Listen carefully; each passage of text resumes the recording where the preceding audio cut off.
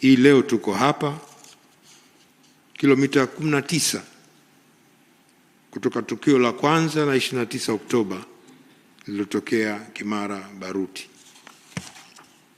Hadidu zetu za rejea zinasema jambo la kwanza ni kuchunguza na kubaini chanzo halisi cha ghasia zilizotokea wakati wa uchaguzi mkuu wa Oktoba 25 na siku chache zilizofuata. La pili ni kuchunguza lengo kuu lililokusudiwa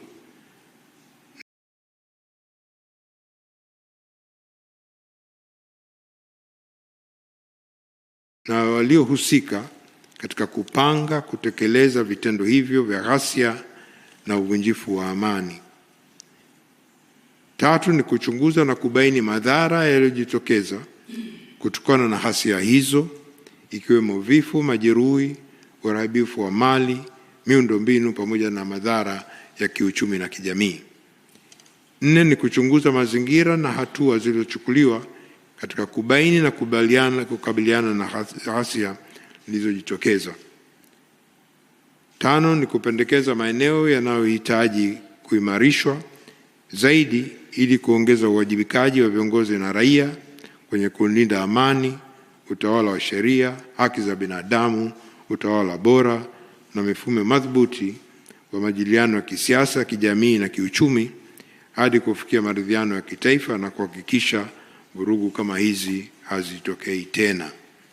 Na nne ni kuchunguza jambo lolote ambalo tume inaona kuwa ni muhimu na linaendana na majukumu yake. Mheshimiwa Rais, mawanda ya kazi yetu yalihusisha kufanya uchunguzi wa matukio ya wakati na baada ya uchaguzi mkuu wa Oktoba 25 na masuala yote yanayohusiana na matukio haya kama yalivyobainishwa kwenye hadidu za rejea. Aidha, kazi ya uchunguzi ilihusisha maeneo 202 yaliyoathirika zaidi katika wilaya 21 na mikoa 11 ambayo ni Dar es Salaam, Mbeya, Songwe, Mwanza, Geita, Arusha, Iringa, Dodoma, Shinyanga, Mara, tume pia na Ruvuma. Tume pia ilitembelea Zanzibar na mkoa wa Kilimanjaro kama sampuli ya maeneo ambayo hakuwa na ghasia ili kujifunza mazingira yaliyosababisha hali hiyo. Methodolojia tuliyoitumia kwenye uchunguzi. Mheshimiwa Rais, hatua ya kwanza ya kazi ya tume ilikuwa kujiwekea kanuni za uendeshi kwa mujibu wa kifungu 11 cha sheria ya tume ya uchunguzi sura ya 32 ili kuongeza utendaji kazi wa tume. Kadhalika, tume iliandaa methodolojia inayoongoza namna ya kufanya kazi yake kwa mujibu wa hadidu za rejea. Katika kukusanya ushahidi, taarifa na maoni, tume ilitumia vyanzo vya moja kwa moja, primary sources, na vyanzo rejea, secondary sources, kwa kutumia mbinu za maelezo na mbinu za kitakwimu, na vyanzo vya moja kwa moja vilihusisha mashahidi, mashuhuda na matukio ya wadau mbalimbali, kupima mahojiano ya ana kwa ana na vikao vya majadiliano. Majadiliano yaliwahusisha pia viongozi wa vyama vya siasa, vya dini, viongozi wa serikali waliopo madarakani na wastaafu, na vyanzo vya rejea vilitumika kufanya mapitio na kuchambua nyaraka mbalimbali ili kupata ukweli na uthibitisho wa kilichotokea, ikiwa ni pamoja na taarifa za tume za uchunguzi mbalimbali ndani na nje ya nchi. Aidha, tume ilizingatia pia viwango vya kimataifa vinavyohitajika katika kufanya uchambuzi wa aina hii, hususan katika kuhakikisha usalama, usiri na ulinzi wa mashahidi na watoa taarifa, mashahidi, mashuhuda na watoa taarifa wote ambao hawakutaka kutoa ushahidi au taarifa kwa njia ya wazi mbele ya tume ya hadhara walifanya hivyo kwa faragha.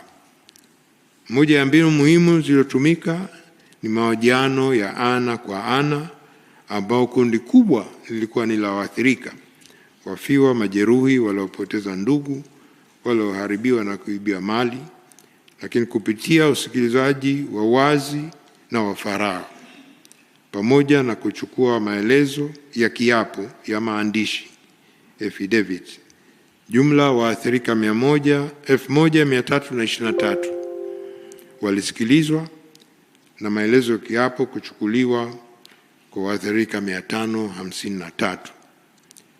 Tume pia ilipokea jumla mawasilisho ya maandishi 149 kupitia njia ya posta, 323 kufikishwa kwenye ofisi ya tume na 557 kupitia barua pepe. Vile vile jumla ya madodoso 4891 yalipokelewa na ujumbe mfupi kupitia SMS 33250 na ujumbe wa WhatsApp 23195 na kupata maoni kupitia simu za tume. Kadhalika, ziara za mikoani ambazo zilikuwa muhimu, tume ilifanya majadiliano na vikundi 170 wenye jumla ya washiriki 2099, na kwa upande wa Dar es Salaam jumla ya mijadala ya vikundi 31 vilikuwa na washiriki 1466.